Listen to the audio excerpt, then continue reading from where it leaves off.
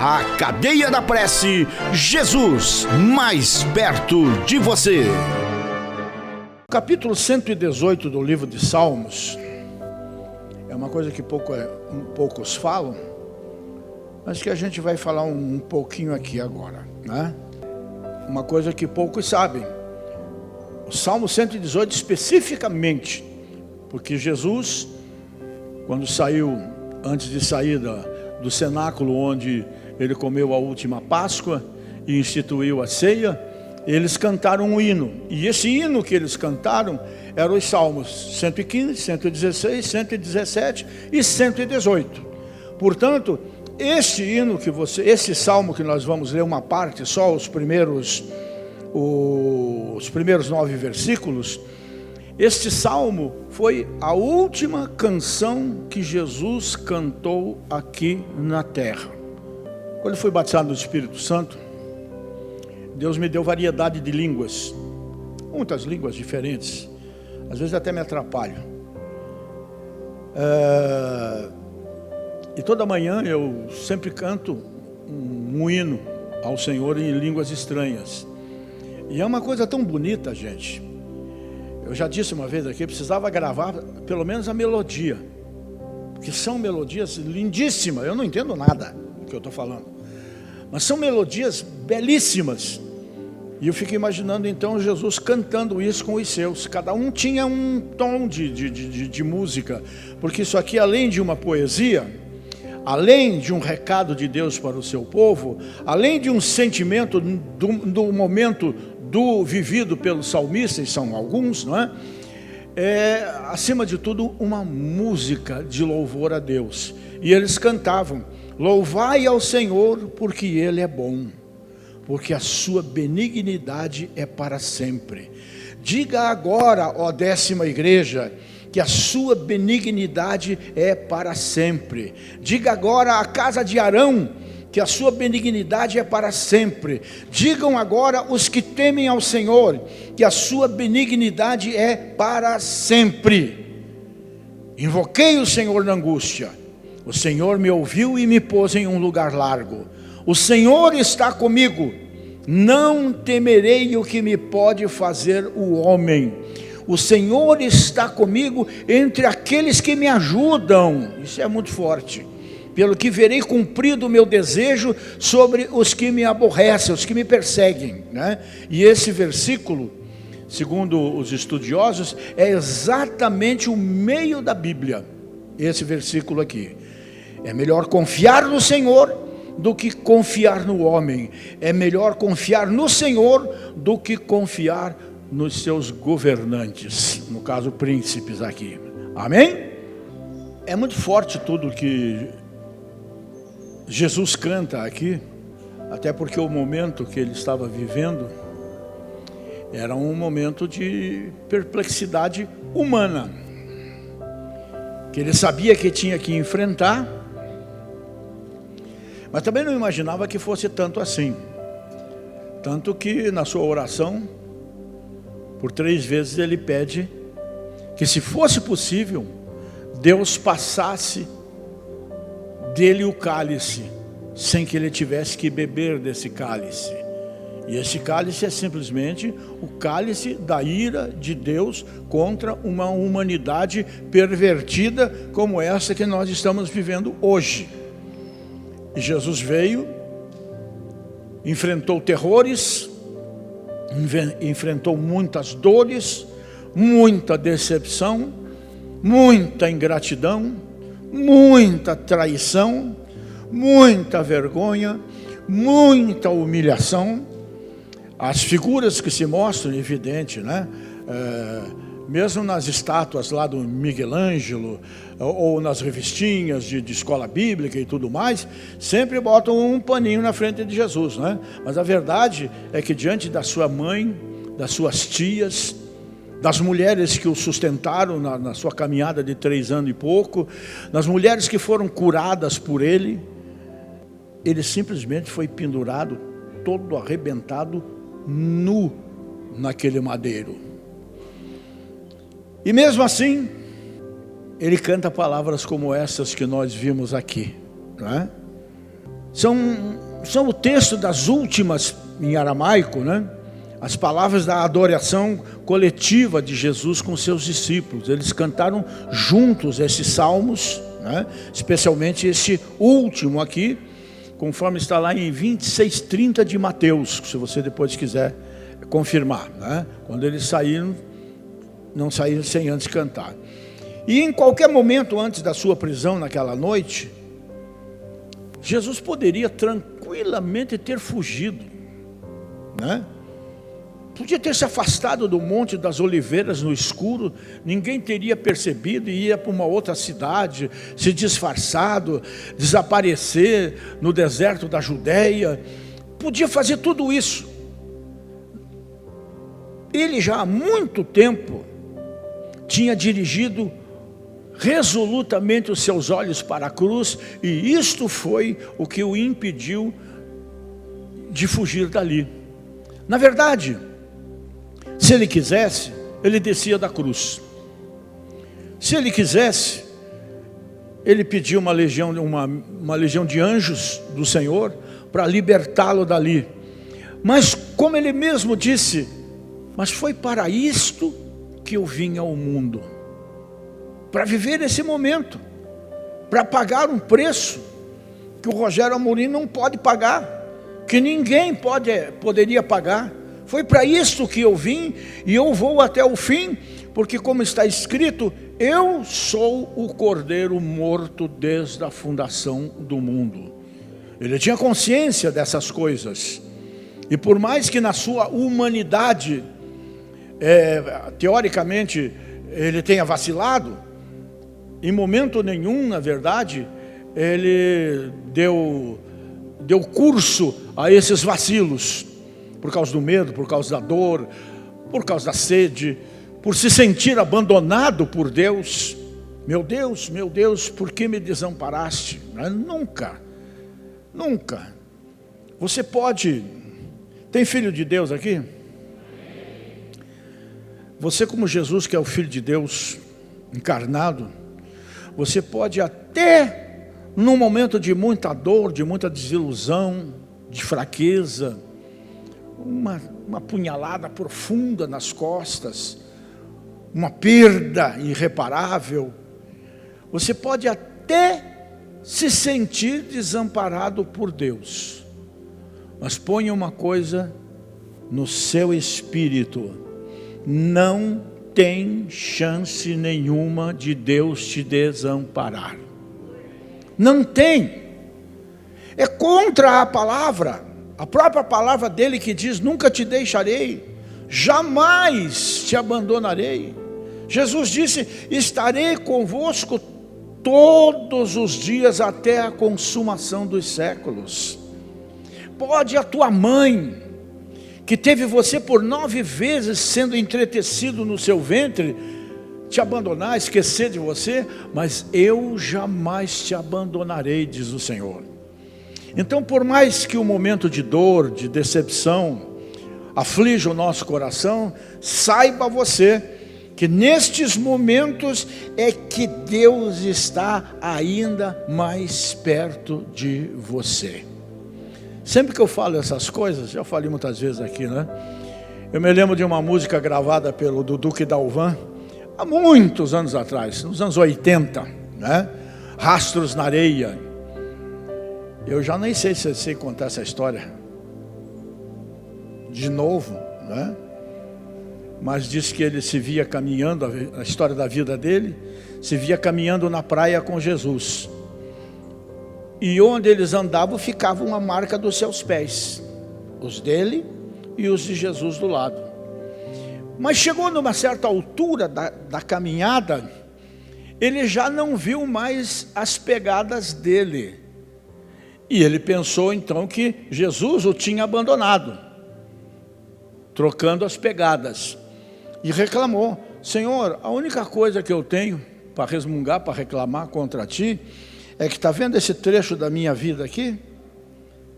Quando mais precisei de ti, cadê os teus pés? Eu estava sozinho, só tinha as marcas dos meus. Muitas vezes nós pensamos assim, né? E então na música Jesus disse para ele: você não percebeu as pegadas no chão? Que as pegadas a partir daquele momento, que só tinham duas, eram as minhas.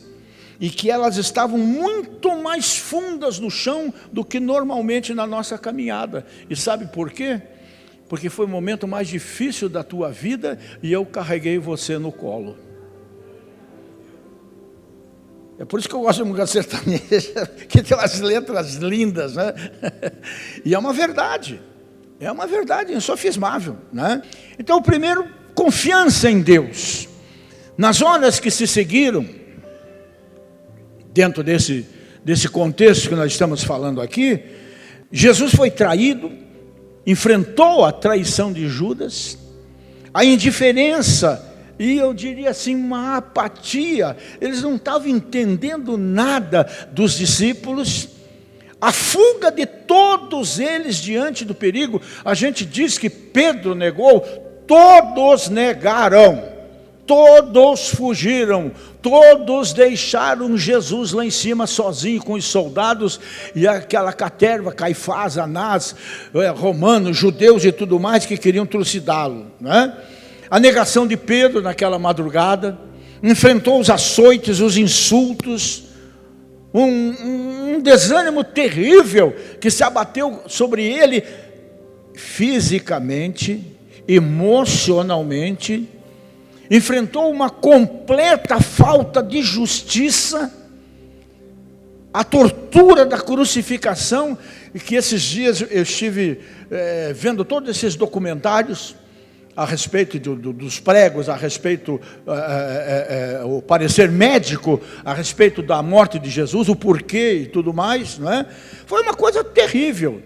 Agora, o mais terrível de tudo, que ele já enfrentou lá no Getsêmani, quando suou o sangue, foi a agonia do peso dos pecados, o amargor do cálice da ira, e o sentimento, como já falei, de ser abandonado por Deus, que talvez, humanamente falando, foi o pior de todos. E esse salmo nos diz que as circunstâncias de Jesus, essa situação toda que ele enfrentou, que nada que a gente venha enfrentar na vida vai chegar a minimamente perto do que ele enfrentou. A gente gosta de se fazer de coitadinho, a gente gosta de vitimismo, e não é por aí o caminho, não é? A verdade é que tudo isso que aconteceu não mudou a fé de Jesus. Ele diz, e é verdade, Deus é bom. Seu amor, sua benignidade, sua fidelidade dura para sempre. Então ele sempre teve o Pai, ele sempre teve Deus como sua única esperança, e Deus é realmente a nossa única esperança. No Getsêmani, Jesus buscou o conforto da companhia dos seus amigos, com quem ele rodou estrada há mais de 3 anos, seus discípulos, e decepcionou-se profundamente, porque eles não foram capazes de vigiar com ele 1 hora. Olha para mim, alguém é capaz de jejuar por você um dia?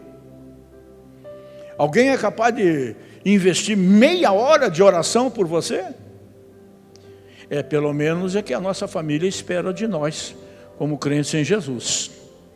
É o que os meus filhos precisam de mim, é o que os meus netos precisam de mim, porque o mundo que eles vão enfrentar, gente, nós estamos no céu perto do que eles vão enfrentar. Então nós temos que cobri-los com a nossa oração, a nossa intercessão desde já. Você já tinha pensado nisso? Essa menina tem que idade?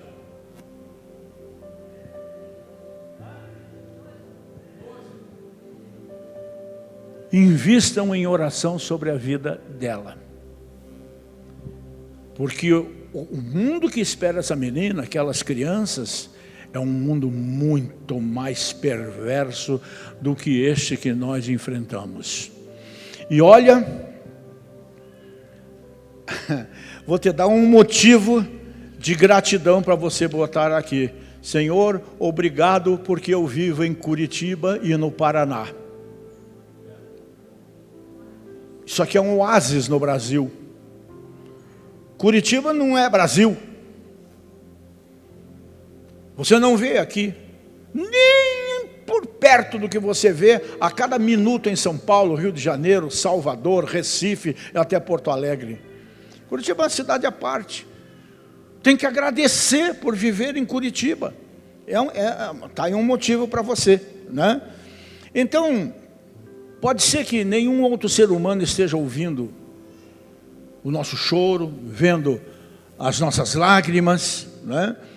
A exemplo de Jesus, seu conforto e segurança não dava para se espelhar, para esperar nos seus amigos, nos seus discípulos, né? Mas esperar em Deus, como ele diz aqui, porque Deus não abandona jamais os seus, Ele sempre nos ouve. E ao continuar orando através desse salmo, o Senhor contempla as vantagens de se confiar em Deus e não em homens. Como ele diz, é melhor confiar em Deus do que confiar nos homens. E eu não tenho que temer os homens, mas simplesmente confiar em Deus. Ou como o salmista diz em outro salmo, não confiar em carros e cavalos, mas confiar no Senhor nosso Deus. E então o que nós vamos ter na nossa vida é vitória em vez de derrota.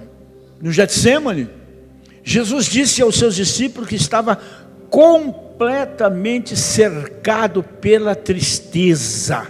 A minha alma está profundamente triste até a morte. Fiquem aqui comigo. Nós precisamos de gente ao nosso lado. Mas temos que lembrar que tem gente que precisa de nós ao lado deles, né? E talvez o conceito de cerco aqui estivesse bem vivo em sua mente, pois o tema domina os versos 10 e 12, onde ele diz: todas as nações me cercaram, mas no nome do Senhor as despedacei. Cercaram-me e tornaram-me a cercar-me, mas no nome do Senhor eu as despedacei. E ele continua dizendo: cercaram-me como abelhas, mas apagaram-se como fogo de espinhos, pois no nome do Senhor as despedacei. Esse salmo, eu nunca tinha olhado para esse salmo dessa maneira, sabendo sempre que foi a última oração de Jesus, mas não nessas peculiaridades que a gente está conversando aqui nessa noite, né? Jesus 3 vezes se descreve como alguém sob um cerco, como nós vimos agora. E o quadro é de um exército, né, posicionado contra ele de todos os lados, como muitas vezes na nossa, vamos assim dizer, na nossa depressão, na nossa tristeza, no nosso momento de amargor, no nosso momento de sofrimento, parece que realmente é um ataque de um enxame de abelhas, que para o lado que você correr não vai resolver, só tem uma saída, é mergulhar no lago. É mergulhar no rio, e ainda assim vai ter que segurar bastante a respiração, porque elas vão ficar ali em cima zoando, né? Então, no entanto, para cada menção do cerco da tristeza, a gente vê aqui a atitude de Jesus, a gente vê o sentimento do salmista, e a gente vê uma lição para a nossa vida. Há um contra-ataque da fé. No nome do Senhor, por 3 vezes nós vemos aqui: eu as despedacei. No nosso caso, despedacei no nome de Jesus. Desfiz, destruí no nome de Jesus. E quando você segue em frente, no meio dos problemas, das dores, das perdas, das traições, das decepções, das crises, né? Em momentos de profunda vulnerabilidade, vamos assim dizer, ou provação mesmo, né? O inimigo deseja que você pense que você não vai resistir, que você não vai sobreviver a isso. Eu nessa minha vida já passei por momentos muito difíceis, só de lágrimas, boca fechada, porque eu não estava entendendo o que estava acontecendo. E se eu abrisse a boca, a carne ia dizer o que a carne disse através de Jesus na cruz: por que me desamparaste? E seria uma ingratidão para com o meu Deus, porque mesmo os momentos difíceis que eu já passei, de dobrar o joelho, enfiar a cara no chão e não ter palavras, só soluço, só lágrima mesmo, né? Mas mostrei para o inimigo toda a minha vida que eu sobreviveria àquilo. Quando eu fui para Londrina abrir igreja, Quebrei minha cara porque não era da vontade de Deus e foi terrível. Vendi casa, vendi carro, telefone, que na época valia uma nota preta. Voltei para Curitiba com uma Brasília amarela, financiada em 500 pagamentos, para não andar a pé. Ali era de se perguntar, por que, meu Deus? Mas eu sabia o porquê. Eu sabia o porquê. Como nós sabemos os nossos porquês. Eu fui na contramão de Deus. Eu fui pela minha cabeça. O plano dele comigo não era lá, era aqui. E eu tive que pagar o preço. Paguei com gosto. E estou recebendo com juros e correção monetária todo o investimento que eu fiz da minha vida naquele tempo, não é? Então, gente, em vez disso, vamos dizer palavras diferentes, ao invés de resmungar, ao invés de porquê, e o pior de tudo, o nosso porquê é cínico. O nosso porquê é cínico. Nós sabemos porque estamos passando esse perrengue. Nós sabemos porque estamos nessa situação. E a gente pergunta para ele por quê, como se ele fosse o causador. Não é? Então, nessas horas, temos que botar a fé em ação. Porque quem tem que se levantar somos nós. Foi cantado aqui sobre a ovelha.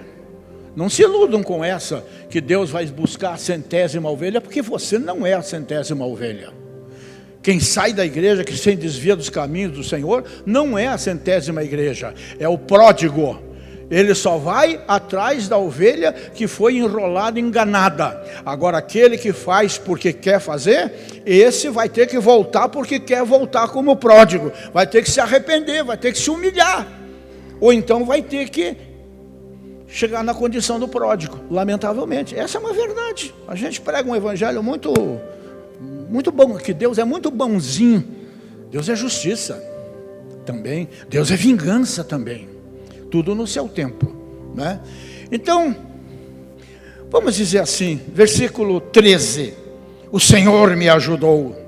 Versículo 14, o Senhor é a minha força e o meu cântico. Versículo 15, a destra do Senhor faz proezas. Versículo 17, não morrerei, mas viverei. Versículo 19, entrarei pelas portas da justiça. Versículo 21, tu me escutaste e me salvaste.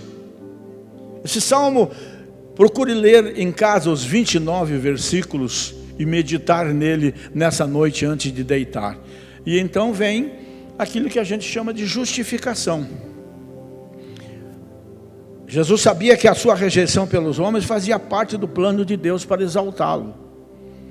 Muitas vezes coisas acontecem com a permissão de Deus para nos levantar, para nos fazer pessoas melhores, para nos prosperar. Nos dá oportunidades para que a nossa fé seja testada de verdade. E uma vez provada, não tenha dúvida que a gente recebe a aprovação dele. E ninguém vai mudar isso. Você gosta de ouvir ou não gosta de ouvir, tanto faz para mim, mas não é tanto faz para você. Todo princípio bíblico é genuíno, é verdadeiro. Não foi o Papa, não foi o padre, não foi o pastor, não foi o missionário que inventou. É a palavra escrita, é a palavra de Deus, como minha teologia. Está escrito, tá, não tá, não tá. E se está escrito, eu posso dizer isso sem sentir que estou agravando a Deus. Ele tem que cumprir, porque Deus é fiel, não a você. Não é fiel a mim. Tem graça um troço desse, como todo mundo bota no carro. Deus é fiel, Deus é fiel. É como se Deus fosse nosso empregado. É como se Ele devesse fidelidade para nós. Não está escrito isso em lugar nenhum. O que está escrito é que Deus é fiel à sua palavra. Então, se eu estou na palavra, Ele é fiel a mim por consequência. Deu para entender isso? Amém ou não amém? Então nunca esqueça disso. A fidelidade dele é referente à palavra dele. Se estamos nela, não tem para ninguém. Então Jesus sabia da sua rejeição pelos homens. E sabia que isso fazia parte do plano de Deus. para que depois dele ser humilhado ao extremo, ele fosse exaltado ao extremo também, e diante dos narizes deles, que tiveram que vê-lo ressuscitado, vencedor da morte, do inferno, do pecado, da pobreza, da miséria, de tudo, tiveram que engoli-lo, como a gente costuma dizer, né? Então, como diz no verso 24 aqui, este é o dia que o Senhor fez, regozijemo-nos e alegremo-nos nele, mesmo sem entender ou ver coisa nenhuma. E finalmente, gente, esse salmo termina com o tema da procissão, né? Procissão no sentido não comum, né? Na véspera do Calvário, Jesus olhou para a frente, para a sua procissão rumo ao céu. Havia cruzes. Ele, quando olhava para frente, via tantos impedimentos, tantas maldades, tantas traições. Ele via que aquilo era a pavimentação para a glória dele, e ele estava gloriando o Pai também na sua atitude e na sua vitória. E essas são as últimas palavras de adoração pronunciadas nessa última ceia com relação à Páscoa, e a primeira ceia instituída. É o verso 29, o último verso desse Salmo 118. Louvai ao Senhor, porque Ele é bom, porque a sua benignidade é para sempre. Então é de se perguntar nessa noite, você também seguirá em frente? Ainda que provado, ainda que enfrentando barreiras, mas da certeza sempre de que Deus é com você, e que o momento de hoje pode ser completamente transformado em um momento de glória amanhã. Nós podemos continuar em frente, apesar de todas as nossas lutas, nossas decepções, nossas dores. Nós podemos continuar em frente dizendo, louvai ao Senhor, porque Ele é bom, embora tudo de ruim aparentemente esteja acontecendo conosco. Essa é a linguagem da fé.